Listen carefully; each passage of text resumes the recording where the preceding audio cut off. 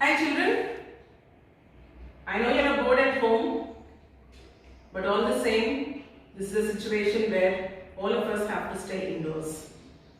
And we've been wondering how we can save you a little bit from this boredom. I know you know all your teachers teaching you, but seeing them teach online is something that you have not experienced till now. So because of the corona crisis, you have this new experience of seeing your children, your teachers on the screen. Alright, here I am to teach you a small grammar concept on, we'll begin with a sentence and we slowly will take you forward to a concept that is going to be very, very important for you as and when the years go rolling by. So let us begin with something you had already learned earlier, which you're very familiar with. Alright?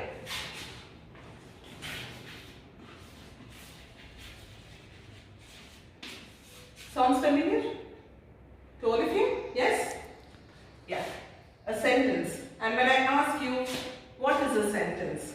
Pop comes the reply. You will tell me a group of words makes a sentence. But there are also some of you who will not fail to tell me a group of words which makes complete sense is called a sentence. So there is a little bit of confusion. A group of words that make up or are together to make a sentence, or is it a group of words that make complete sense, which is a sentence? Well, a sentence is a group of words which makes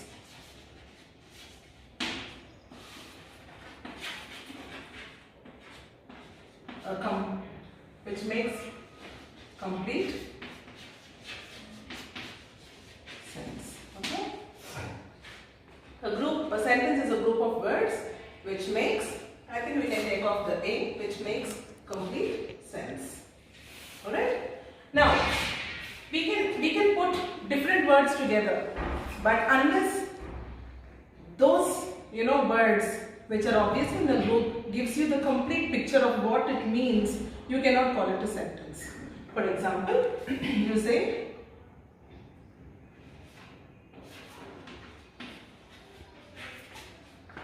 the red rose is mine. Right? So, you have many words here. How many words? 1, 2, 3, 4, 5. So, all these 5 words put together is a group. And this group of words is actually making complete sense. So, we say it is a sentence. Now, suppose I say, the red rose. Okay? Now, here we have 3 words. This is also a group of words. However, it is not making complete sense. Am I right? So what does it mean? A group of words which makes complete sense is called a sentence. A group of words which makes sense but not complete sense is called a phrase. Okay? What is it called, children? Very good. It's called a phrase. And this is called a sentence. Okay? So, the red rose is mine. Here the red rose only. What about the red rose? Nobody knows. So, this is a phrase. Now, let us understand the structure of a simple sentence. So, we'll leave this for now. This is not required. Okay? The structure of a simple sentence is subject, okay, verb and object. Alright? Now, always remember one thing. A sentence is divided into 2 parts. Alright? A sentence is divided into 2 parts. Now, we can take the same sentence here. The red rose is mine.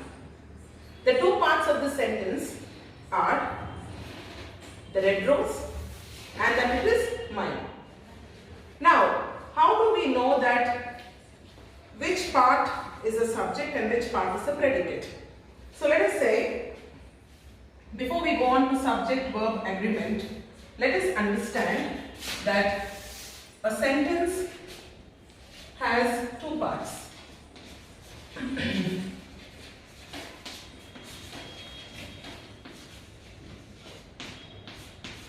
Alright?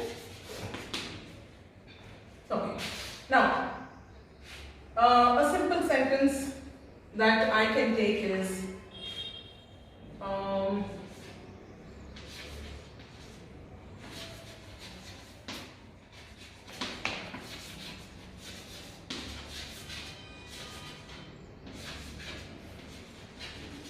okay. The tree is full of flowers. Alright? Now, I am saying that a sentence has two parts. Now, how do we break the sentence into those two parts? Always remember, a sentence has two parts, namely subject, okay,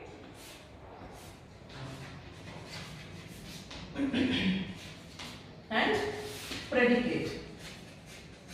Alright? Subject and predicate.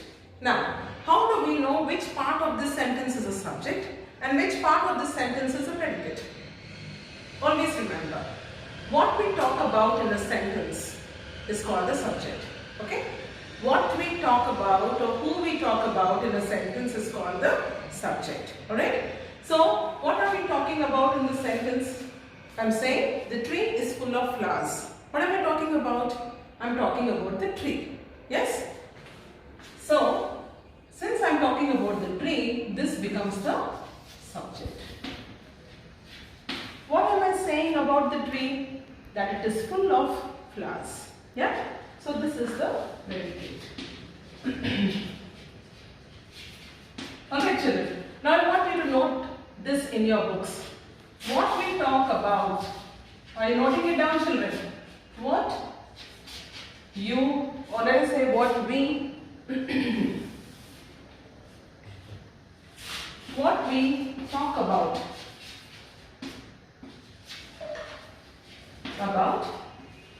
in a sentence is called the subject. Okay? Are you writing it down? Okay? Now, in some sentences you also have who. It's not always the what. So, you can add here what or who we talk about in a sentence is called the subject. And what is predicate then? What we talk about or who we talk about in a sentence is called the subject. Now, what we say about the subject is called the predicate. Okay, children?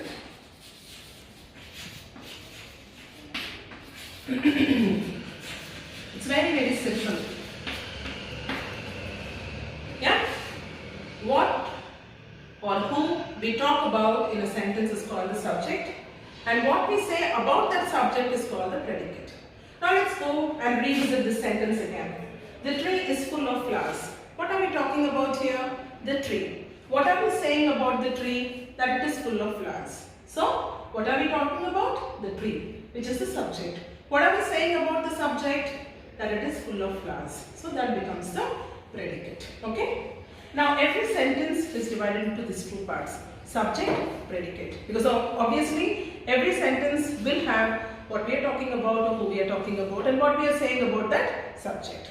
Now, while this is very, very important for you to understand, we go on to the next part, which is this one. Okay? So, structure of a simple sentence has subject, it has verb, it also has object. Okay? Now, let us not get confused. Let us do a little bit of revisiting. A sentence is a group of words that makes complete sense. A sentence always has two parts, subject and predicate, and what we or who we talk about in a sentence is called the subject, and what we say about the subject is called the predicate. Are we all clear, children? Yes? Great. Now, we are coming to the second part. Okay, the second part of the whole concept. Now that we know a sentence has two parts, we must now understand that the structure of a simple sentence has subject, verb and object. Yes, no? Okay, now let us say this is the structure. Structure of a simple sentence. Okay? So this is the structure of a simple sentence. Now here I would want to give a sentence like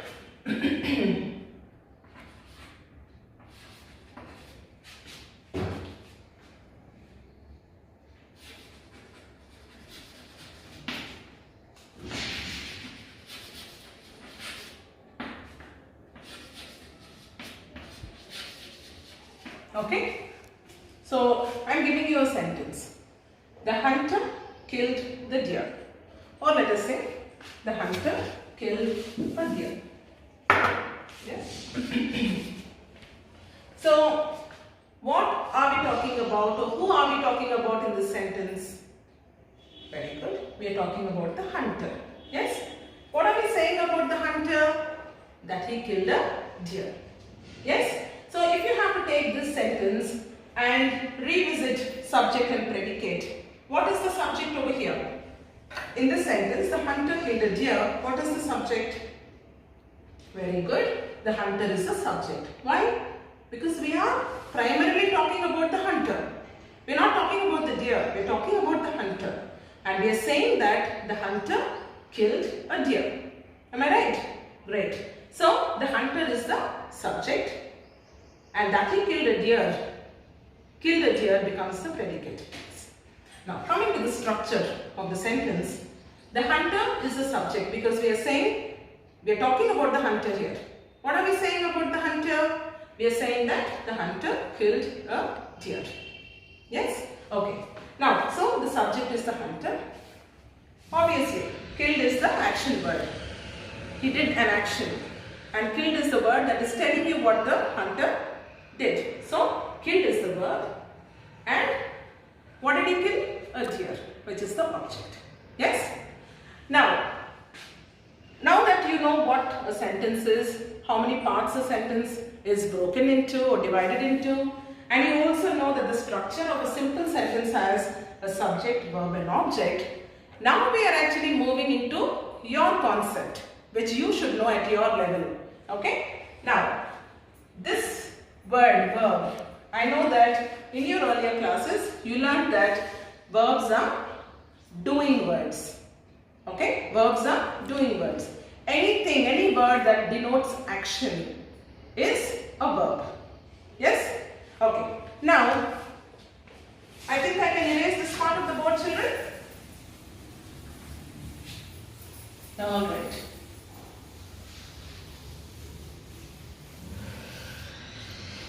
Okay. Now, in this sentence, the hunter killed a deer. We are going to take, since we already understood what a subject is, okay? We now would want to understand what verb is. And if I ask you what is a verb, I know you will say, ma'am, action word. I know you will say anything that shows action, denotes action, defines action. But there is more to that, okay? Now, as you come to the higher classes, you will understand that, okay, the verb also is of two types. How many types of verbs? Two types. One is transitive verb and the other is intransitive verb. Okay? You must be telling me then what is auxiliary verb. Auxiliary verb is different. Okay? The words that denote actions are main verbs, and words like was, is, all these are auxiliary verbs. That also we will learn in this. Okay? Now, a verb is divided into two types. One is transitive verb and the other is intransitive verb. I am not sure how many of you read about it before or you know little about it before, but to Today we are going to learn what is transitive verb and what is intransitive verb. Okay.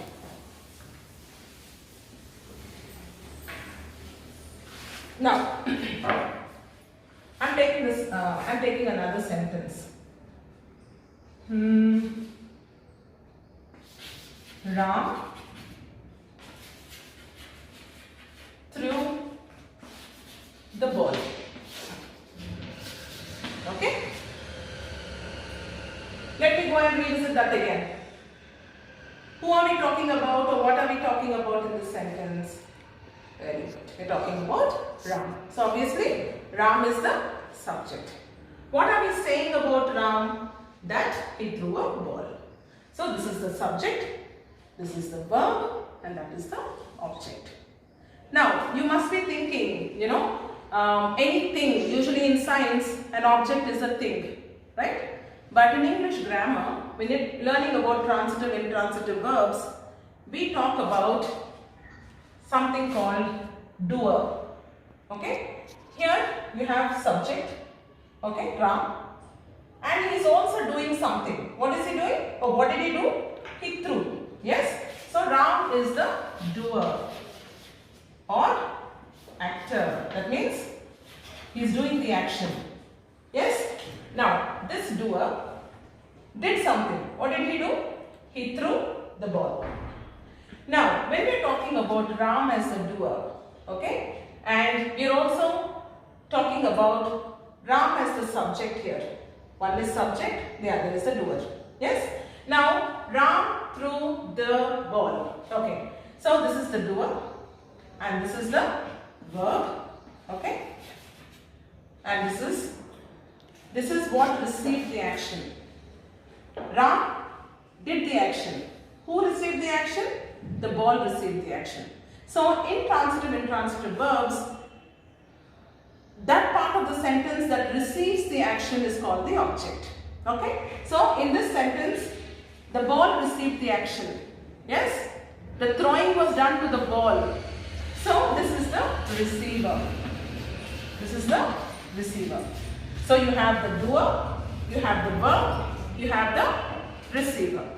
So, this vocabulary is very, very important for us to understand transitive, intransitive. Okay? Yes? Now, coming to, let's take the same sentence so that there is no confusion. Okay? Ram threw. Always remember, for you to understand if a verb is transitive or intransitive, I'll give you a small clue. Okay?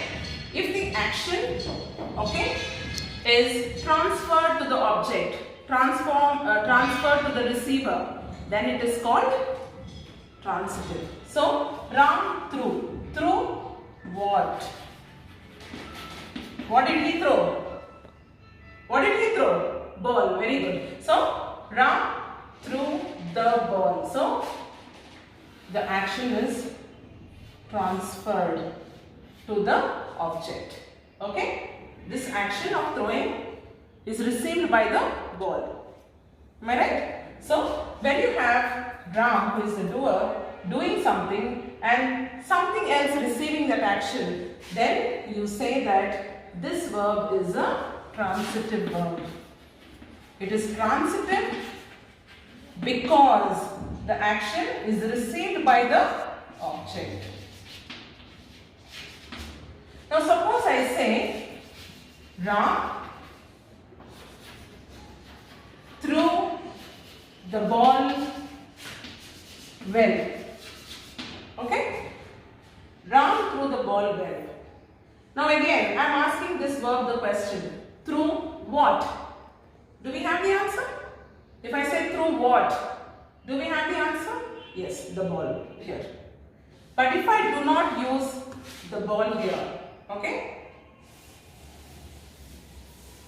As in, through when.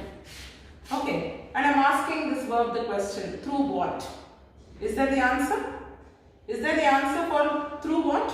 There is no answer, which means this action is not transferred to the object.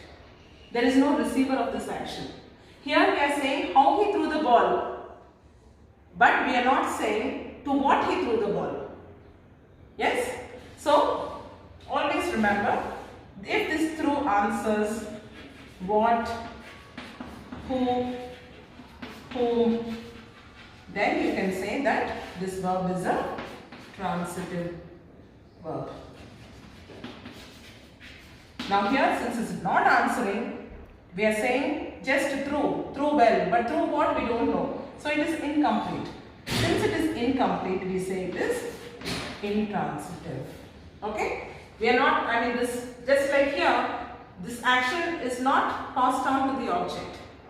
Here the action stopped here only. We don't know to what it got passed on. Right? So since we don't know, we say that it is intransitive verb. It is incomplete and so it is intransitive. Alright? I'll give you one more sentence. One more example. Let us say Rita sang a song. Yes? Rita sang a song. Alright.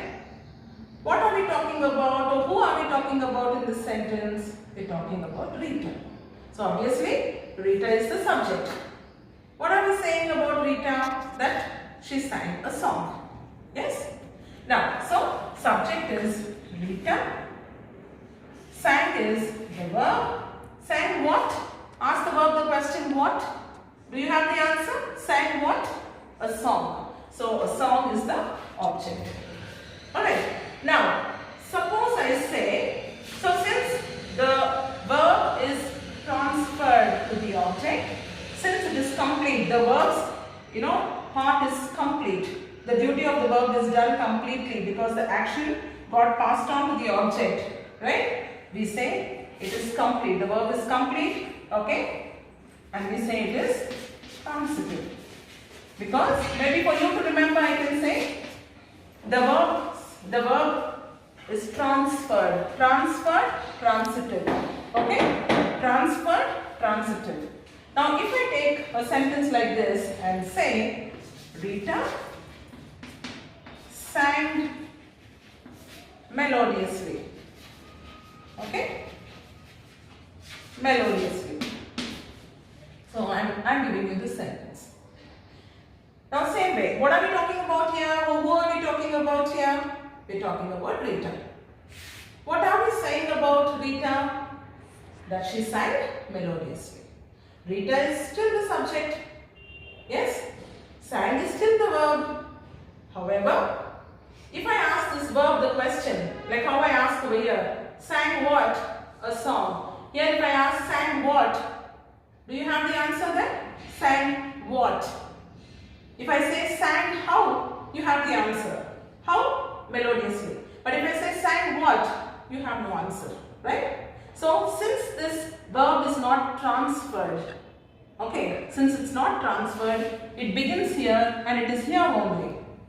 It's not complete. Here it is complete, so it is transitive. Here it is transferred, so it is transitive. Here it is not transferred. It is not complete, so it is intransitive. What is it, children? Intransitive.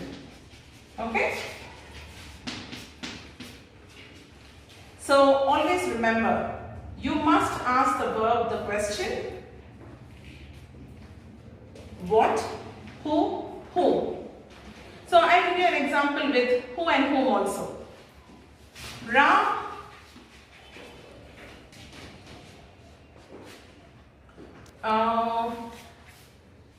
Ram taught Sam. Okay? Ram taught Sam. So here, what are we talking about, or who are we talking about? Ram. So Ram is the subject. What are we saying about Ram? That Ram taught. Taught whom or whom? Okay, so here the question is taught. I told you always, ask the verb the question what, who, whom. If you ask the verb the question what, okay, or who or whom, if you get the answer, then you must understand that it is a transitive verb because the action is transferred. If you don't get the answer to who, what, whom, that means it is not a transitive verb. So if I ask this verb the question, taught who or whom? Obviously we have the answer, Sam. Okay. So always remember, asking the verb the question what, who, whom tells you whether that verb is a transitive verb or an intransitive verb. Okay. Now, taught who? Sam. Right. So this action is transferred. Isn't it? Because it is answering the question what, who or whom. So it is transferred. So since it is answering the question what, who, whom, we can say that it is a transitive verb. Yes? We can say it is a transitive verb. Alright children? Yes? Now, suppose the verb does not answer the question what, who, whom, then you know that it is not transitive, it is intransitive, because the verb is not transferred, it is incomplete, it remains there only. Right? Here, this verb is transferred to the object. Here, this verb is transferred to the object. Here, this verb is transferred to the object, and so it is transitive. So always remember to ask, okay, ask the verb, okay, questions what or who or whom to know whether the verb is transitive or intransitive. Am I clear? Now if I take the same example and say Ram taught clearly. Okay, Ram taught clearly. So what we should do, children? To know whether it is transitive or intransitive verb, I gave you a clue. What should we do? We should ask this verb the question what, who or whom. So if I ask this question, Ram taught clearly. Ram taught what? Is there the answer for what? No. Is there the answer for who? Ram taught who? Do you have the answer? No. Ram taught whom? Do you have the answer? No. Here this verb gives you the answer for how. Ram taught how? It is clearly. So if the verb does not answer the questions what, who or whom, then you must understand it is intransitive verb. Okay? So much is clear to all of you children? Yes?